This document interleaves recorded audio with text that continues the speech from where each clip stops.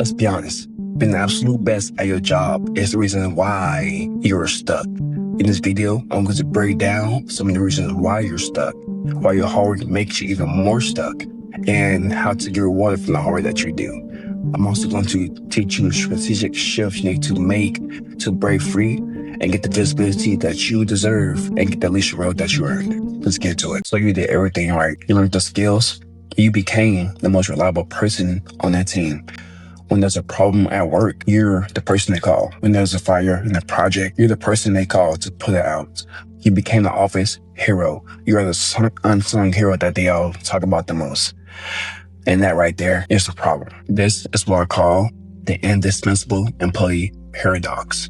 The very reliability that makes you invaluable in your current role is precisely why you're unpromotable. To give yourself as a critical load-bearing wall in the building. You're so important to the way that things are right now that management just can't promote you because you're so valuable in that position. And if they do promote you, that create kind of like a massive self-inflicting headache. Your manager looks at you and think, if I promote them, who's going to do all this work? Maybe if I do promote them, I'll have to hire two and train two more. That'll make my life so much harder. So instead, they keep you in that position. And then you turn kind of to a competence paradox where it isn't just a real feeling. The feeling is dynamic. Promotions, especially leadership, aren't just about competence anymore. They're about perception. The game shifts from can you do the job to do you look like a leader? Hard work does the job. Visibility gets promotion. And if you're the guy with your head down doing all the work, clearing a mountain of tasks, you are by definition not visible. You're in the engine room and not on the bridge. And those who get promoted are on the bridge. This trap is held together by a couple of powerful myths that all hype achievers believe in. Let's tear them down because by believing in them, that will keep you stuck in that same cage. Myth 1, if I work harder, they'll notice me. The most dangerous lie of all. The reward for good work is almost always more work than performance punishment in a way, in its purest form. Every time you successfully handle something of your current workload, your leaders will see that you can handle more and pile more on top of you, which means that they don't see a future leader. They see a workhorse. They see a very different person than who you see yourself. You stay late. You answer those emails. You push yourself to the brink of fatigue, and it just doesn't do anything for you. Myth 2 is being busy is the same as being valuable. Our culture worships the hustle, the person juggling a couple of different tasks and a bunch of things. And what we call multitasking is a myth because it kills your effectiveness.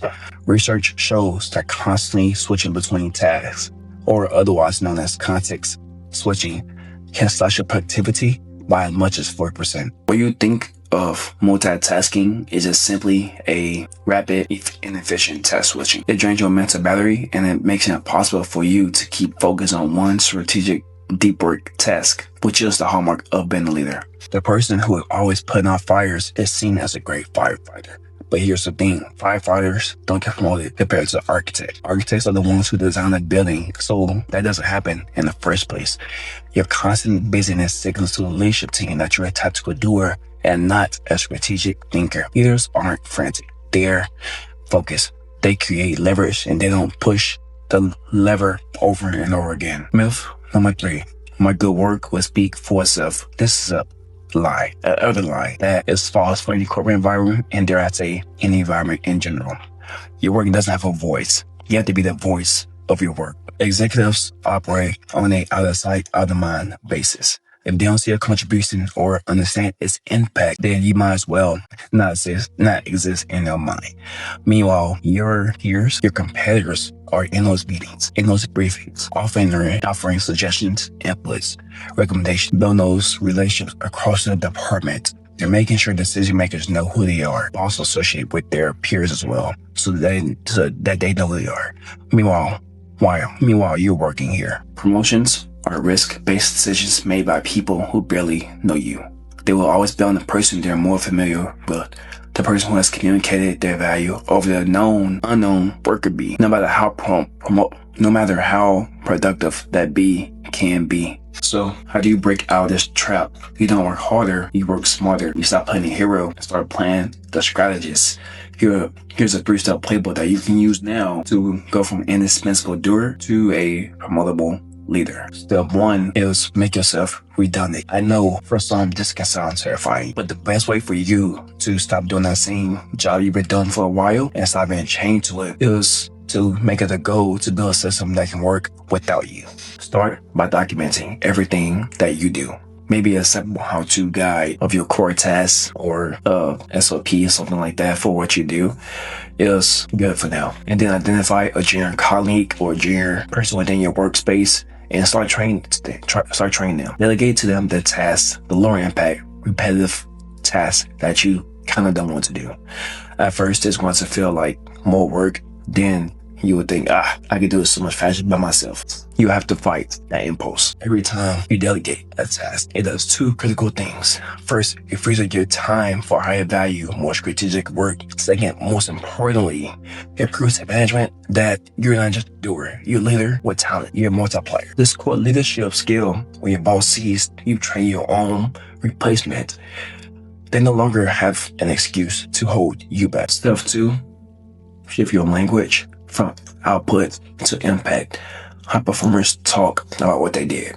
Leaders talk about what they achieved. This is a small change, but it's a powerful shift in the way you communicate and how you are perceived. Start reporting on your effort and start broadcasting on the results.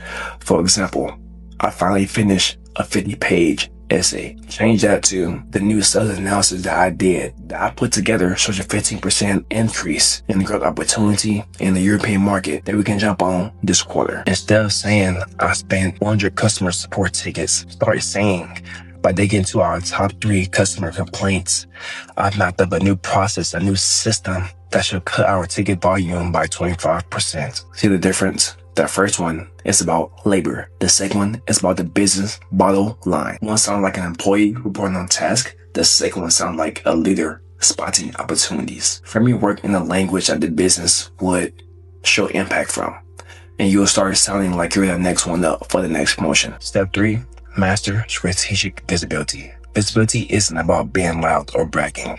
It's about making sure the right people see the value that you're creating. Here are 2 simple tactics.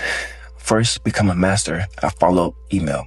After a meeting or a brief, send a follow-up email immediately, saying something along the lines of, great discussion. To recap, we came to a decision of X and Y. My team will be working on Z.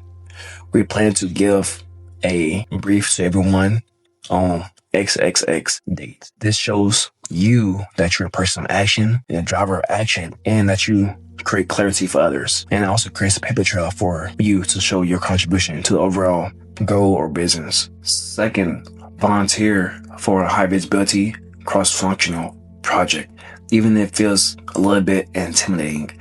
These are the projects that will get you from leaders from other departments. Being known as a valuable contributor to departments are good. Being known as a sharp collective colleague who also solve problems around the whole company is great. That's how you get your name on the promotion shortlist. The office hero isn't some tragic leader or tragic figure. They sacrifice their time and energy for the team only to find themselves stuck in the same spot, doing the same work or doing more work than they originally did before. But the truth is, companies don't promote heroes. They promote leaders.